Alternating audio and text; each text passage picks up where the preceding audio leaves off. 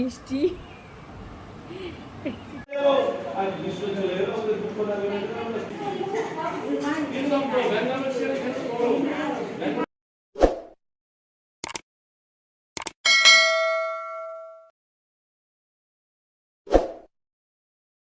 Hello বন্ধুরা, welcome back to my channel. তোমরা সবাই কেমন আছো? আই হোপ তোমরা সবাই ভালো আছো। তোমাদের ভালোবাসায় আমরাও ভালো আছি। আর আজ আরও একটা নতুন ব্লগ নিয়ে চলে আসলাম। দেখো, আজকের ব্লগে দেখাবো অন্নপূর্ণা পুজো। আমার কাকিমার বাড়িতে ছিল অন্নপূর্ণা পুজো, তো সেখানে সকলের নিমন্ত্রণ ছিল, কিন্তু আমি আর সঞ্জিত যাইনি। আমাদের অন্য এক জায়গায় যাওয়ার ছিল, সেটাও তোমাদের সাথে শেয়ার করব।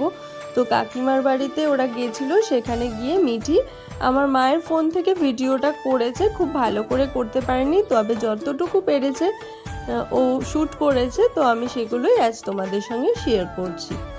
তো চলো দেখতে থাকো। অবশ্যই একটা লাইক দিয়ে দিও বন্ধুরা। যেহেতু কাকিমার বাড়ির ছাদের উপরেই পুজোটা হচ্ছিল, সেই জন্য ওরা গিয়ে প্রথমেই ছাদে উঠে গিয়েছিল পুজো দেখতে। আর ওরা একদম ঠিকঠাক টাইমে গেছে। পুজো শুরু হয়েছে, এক্ষুনি যজ্ঞ শুরু হবে। তার আগে একটু চারপাশ ঘুরিয়ে দেখিয়ে দিই। দেখো, এখানেই কিন্তু আমার শৈশব এবং বেড়ে ওঠা, জন্ম সবটাই এখানে। এটাই আমাদের পুরনো পাড়া। আর আমার বাবার পৈতৃক বাড়ি অর্থাৎ আমার দাদুর বাড়ি কিন্তু এখানেই। আর এখানেই আগে আমরা এখানেই থাকতাম আর কি। এখন আমার বাবা যেহেতু পরবর্তীকালে অন্য জায়গায় বাড়ি করে চলে গেছে, এটা হচ্ছে দমদম চিড়িয়ামোড়, এখানেই আমাদের পৈতৃক বাড়ি। তো যাই হোক, ওই দূরে যে বিল্ডিংগুলো দেখলে ওখানেই বাড়ি। আর এই বয়স্ক মহিলা হলেন দিদা, মানে আমার কাকিমার মা। তো চলো এখন পুজো দেখতে থাকো।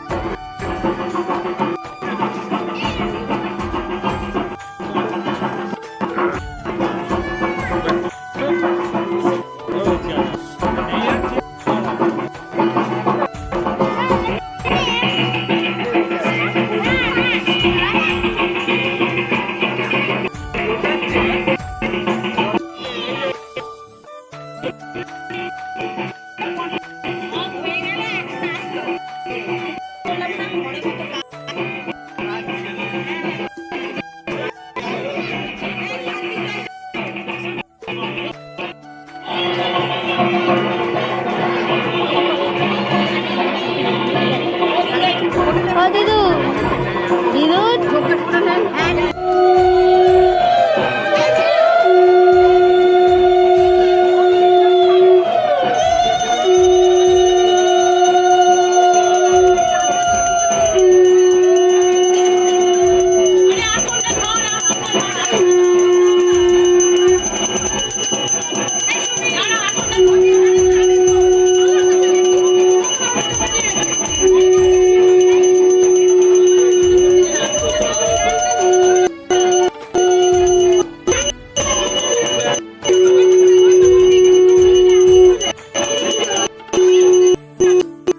ওখানে ভোগ প্রসাদে দিয়েছিল জিরা রাইস, আলুর দম, পনির, চাটনি, পাঁপড়, মিষ্টি। তো মিঠি সবটা ভিডিও করে উঠতে পারেনি। খাবার প্রথমেই যখন একটুখানি দিয়েছে ও ভিডিও করে নিয়েছে। আর ও তো ছোট মানুষ, বুঝতেই পারছো, পুরোটা ভিডিও করা ওর পক্ষে সম্ভব হয়নি। ও যতটা পেরেছে একটু একটু করে তাও সব শ্যুট করেছে। এখানে ভোগ প্রসাদ খেয়ে আমার কাকিমা ওদেরকে আবার আমার বাড়ির কাছে যে মঠটা আছে, আমার কাকিমার বাড়ি আর আমার দাদুর বাড়ির মাঝামাঝি দুখানা বড় বড় মঠ আছে, ওখানে ভজন হচ্ছিল। তো ওখানে নিয়ে গিয়েছিল ওদের। তো ওখানে ওরা প্রণাম করে আবার সেখানেও প্রসাদ খেয়েছে, বাড়ির জন্য প্রসাদ নিয়ে এসেছে। খুব সুন্দর মঠগুলো। আমি যদি কখনো যাই তোমাদের জন্য ভালো করে ভিডিও করে নিয়ে আসবো। যেহেতু মিঠি ছোট মানুষ, বুঝতেই পারছো, ওর পক্ষে সম্ভব হয়নি। ও যতটা পেরেছে করেছে, সেগুলোই তোমাদের সঙ্গে শেয়ার করছি বন্ধুরা। চলো দেখতে থাকো।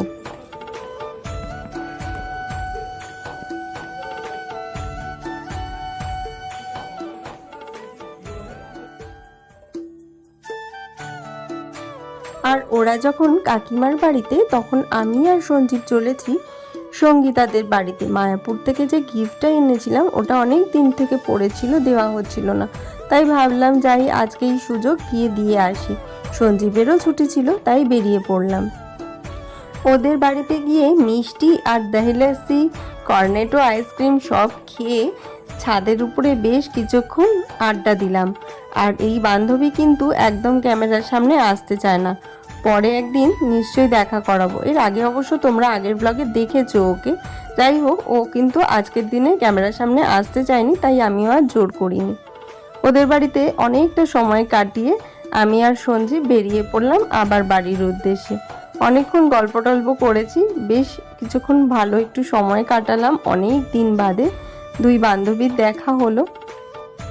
আমি আর সঞ্জীব তো সঙ্গীতাদের বাড়ির থেকে বাড়ির উদ্দেশ্যে রওনা দিয়েছি। আর এইদিকে দেখো মিঠি, আমার শাশুড়ি মা আর আমার মাও আমার কাকিমার বাড়ির থেকে বাড়িতে আসার উদ্দেশ্যে রওনা দিয়েছে।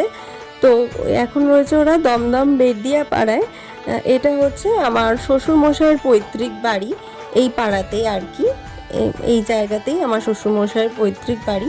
তো দমদমে হচ্ছে আমার বাবার পৈতৃক বাড়ি, দমদম বেদিয়া পাড়ায় আমার শ্বশুরমশাইয়ের পৈতৃক বাড়ি, আর দমদম ক্যান্টনমেন্টে হচ্ছে আমার বাবার বর্তমান যে বাড়ি আর আমার ফ্ল্যাট, দুটোই দমদম ক্যান্টনমেন্টে। মানে আমার পুরো ছোটোর থেকে এখনও পর্যন্ত এই দমদম এরিয়াতেই আমার সব কিছু।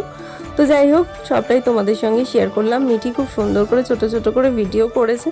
অবশ্যই জানিও বন্ধুরা তোমাদের কেমন লাগলো।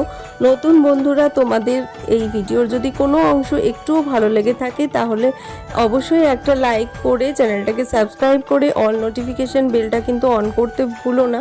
তাহলে আমি যখনই নতুন ভিডিও আপলোড করব সেটার নোটিফিকেশান কিন্তু তোমরা সাথে সাথেই পেয়ে যাবে। পুরনো বন্ধুদের অনেক অনেক ভালোবাসা। তোমরা সবাই ভালো থেকো, সুস্থ থেকো। দেখা হচ্ছে নেক্সট ব্লগে। এখনকার মতন বাই বাই, গুড নাইট।